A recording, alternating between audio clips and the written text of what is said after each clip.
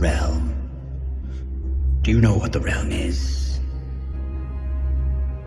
A story we agree to tell each other over and over till we forget that it's a lie.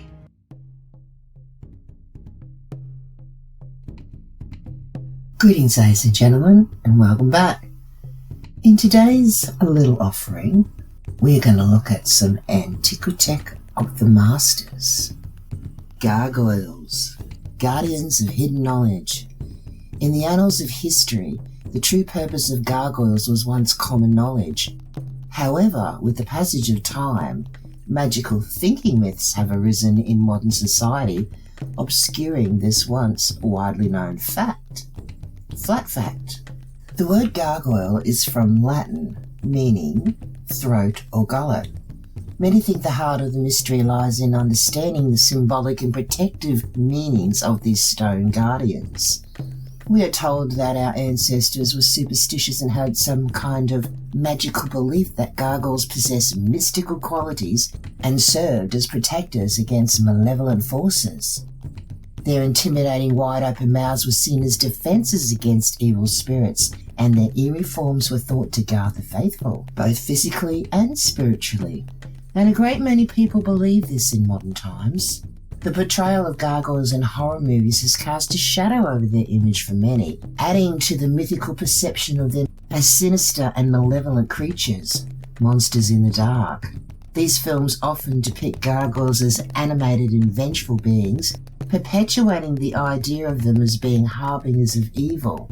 And we can add to this modern fantasy artists' depictions, fantasy novels, book covers. So now the public consciousness has contrary perceptions. In the first instance, gargoyles as protectors and guardians, and then we have gargoyles as sinister monsters. A fantasy story of magical thinking has perpetuated over time to create the mythical view of gargoyles. It is modern man's sensibilities that sees the gargoyles as creepy. And of course the blame is laid at the feet of the masons and the architects. And, in the case of the gargoyles, we can indeed point our finger at the architects and the masons. The gargoyles' purpose as protectors and guardians has been known for a very, very long time. First by the architects who designed the buildings and the masons who built them, and then, over the centuries, by those who have repaired and maintained these sculptures high up. Yet this myth has been allowed to continue without correction for so long. Why is that? Gargoyles are technology, and this functional technology is still working to this day. And the same technology is used also to this day in modern buildings. I was looking through a volume from an 1897 encyclopedia, as one does, and I came across a listing on gargoyle. And after I read it, I was like, what? Isn't that clever? And then I went straight to Google search to find out that while not commonly known, the true purpose of a gargoyle is known. The word gargoyle comes from the French gargouille. The word gargle, where you swish some fluid around in your mouth, comes from the French gargouille.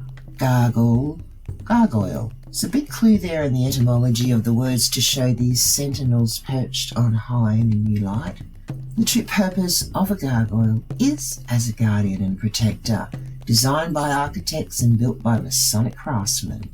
The gargoyle is a guardian and protector of the masonry on a building by diverting rainwater, a spout to void the rainwater. On screen now is the listing from the encyclopedia. I'll just read out the main bits. Gargoyle, gargoyle, or gurgoyle. The throat, a spout to void the rainwater of a house. A face distorted, projecting spout, leading the rainwater from roof gutters of buildings.